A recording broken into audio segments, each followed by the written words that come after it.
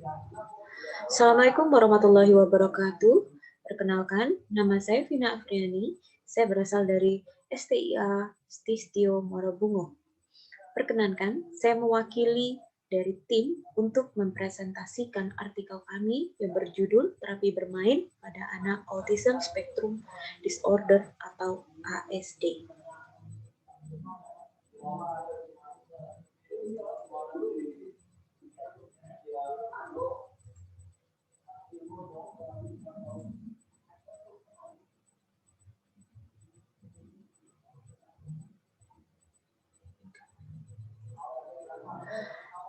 Orang tua seringkali tidak menyadari anak mereka mengalami spektrum autis disorder.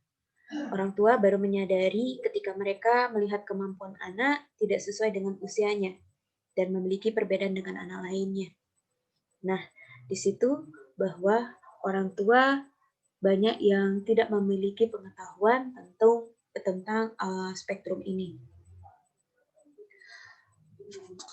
Di Indonesia sendiri, belum ada data yang akurat tentang jumlah penderita autis. Akan tetapi, peningkatan itu memungkinkan terjadi. Jadi dari tahun 2015, diperkirakan 1/250 anak mengalami gangguan spektrum autis.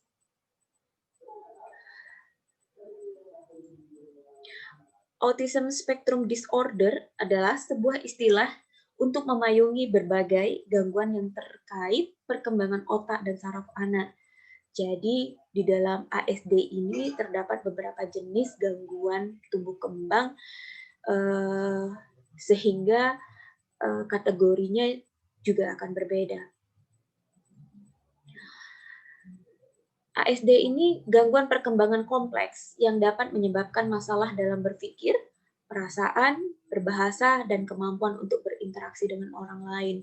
Jadi, anak-anak yang mengalami ASD, mereka memiliki masalah khusus dalam aspek-aspek tersebut. Spektrum, kenapa sih dibilang ini spektrum? Karena arti dari spektrum itu sendiri memiliki banyak variasi jenis penyakit, perwujudan gejala, dan tingkat keparahan kondisi yang berbeda. Jadi gangguan ini bisa memiliki beberapa macam kategori dengan kondisi yang berbeda setiap yang mengalaminya. Dalam ASD sendiri, ini terdapat 4 gangguan. Yang pertama itu adalah autisme.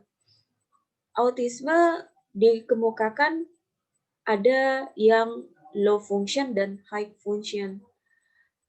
Kemudian diklasifikasi pengukuran dari autis ini sendiri, ini menggunakan CARS, yaitu Chilhut Autism Rating Scale. Ini ada 3 kategori. Yang pertama adalah autis ringan. Kalau autis ringan ini masih menunjukkan adanya kontak mata walaupun tidak berlangsung lama. Selanjutnya ada autis sedang.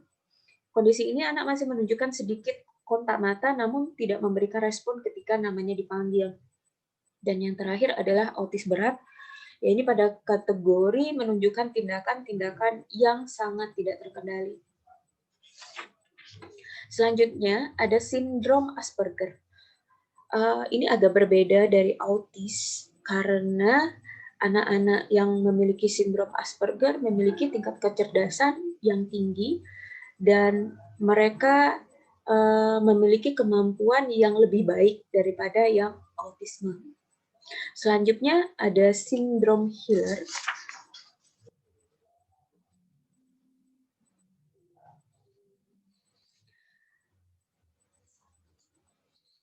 Sindrom Hiller ini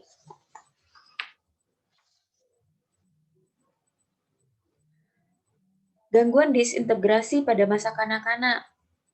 Jadi ditemukan oleh Thomas Hiller.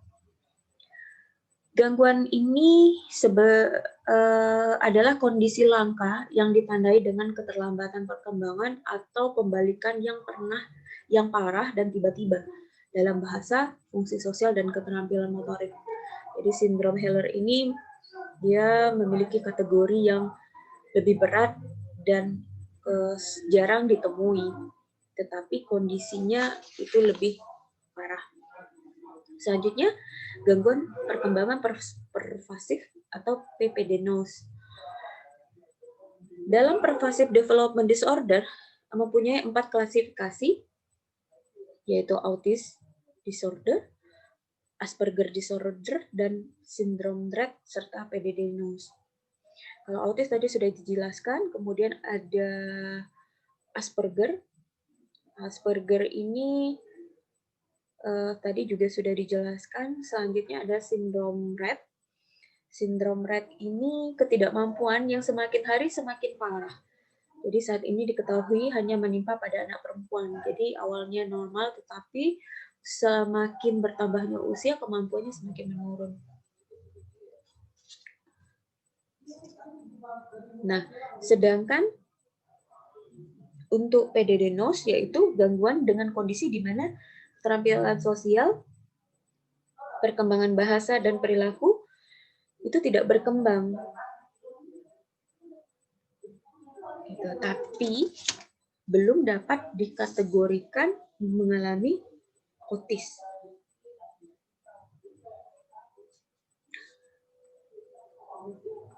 Selanjutnya penyebab dari gangguan ini dari SAD adalah yang pertama genetik, jadi faktor keturunan. Yang kedua faktor lingkungan. Faktor lingkungan bisa disebabkan oleh racun atau toksik yang ada di lingkungan, limbah juga, sehingga meracuni lingkungan tersebut yang mengakibatkan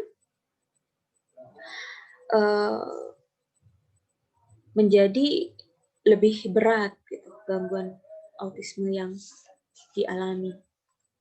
Selanjutnya kalau menurut DSM 4 dan DSM ICD-10 itu cenderung lebih kurang sama dalam menegakkan diagnosa.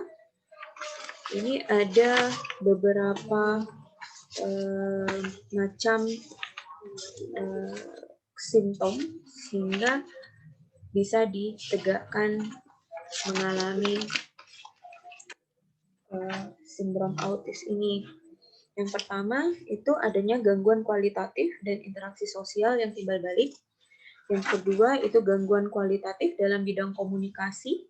Dan yang ketiga suatu pola yang dipertahankan dan diulang-ulang dalam perilaku, minat, dan kegiatan.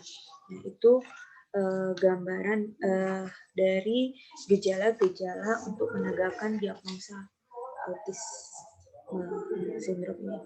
Jadi di sini ada terapi bermain, tujuannya adalah untuk memberikan latihan kepada anak, karena autis itu sendiri tidak bisa disembuhkan tetapi bisa dilatih, sehingga terapi bermain digunakan sebagai media terapi untuk meningkatkan kemampuan anak. Terapi bermain adalah suatu metode psikoterapi yang dilakukan lewat beragam permainan. Metode ini bertujuan untuk membentuk perilaku, kemampuan komunikasi, membantu anak mengekspresikan emosi, perasaan, atau pikiran mereka dengan lebih baik. Terdapat 3 macam alat permainan. Yang pertama, alat permainan fantasi, yaitu yang sudah tersaji dalam bentuk miniatur, misalnya, atau alat permainan keterampilan, yaitu dalam memainkan alat permainan tersebut, keterampilan motorik sangat diperlukan. Dan yang ketiga, alat permainan edukatif. Dalam permainan edukatif ini, anak banyak terlibat, terus mampu menyelesaikan, dan memerlukan panduan dari terapis. Fungsi bermain itu ada fisik, melatih fisik, intelektual, kemudian sosial, serta emosional anak untuk menjadi lebih baik. Nah, media bermain adalah sarana untuk kita melatih dari 4 aspek ini. Bermain sebagai media terapi bisa bermain dengan dikontrol, yaitu terapis yang menentukan dan mendesain permainan sehingga anak bisa mengikuti. Sedangkan bermain bebas, anak bisa melakukan kegiatan bermain dan terapis mengikuti apa yang dilakukan oleh anak. Nah, macam-macam pendekatan dalam terapi bermain ini sebenarnya ada beberapa. Ada model Adlerian, yaitu lebih kepada perilaku dan tujuan. Ya, Kemudian ada client center, yaitu ada non-direktif, yaitu terapi yang berpusat pada anak secara tidak langsung. Kemudian ada model kognitif behavioral, ini bagaimana anak berpikir tentang diri dan dunianya. Yang keempat adalah model ekosistemik, yaitu interaksi terhadap lingkungan. Yang kelima, kemudian eksistensialisme, yaitu manusia itu berguna, unik, ekspresi diri, dan pertolongan. Kita mendorong untuk anak dapat mengaktualisasi dirinya. Selanjutnya ada Gestalt, terus juga ada Jungian, serta terakhir ada psikoanalitik. Nah, maka di sini terapi bermain ditujukan kepada anak dengan spektrum autis yang bertujuan untuk membantu mereka mengatasi permasalahannya. Cukup sekian, terima kasih. Saya tutup. Assalamualaikum warahmatullahi wabarakatuh.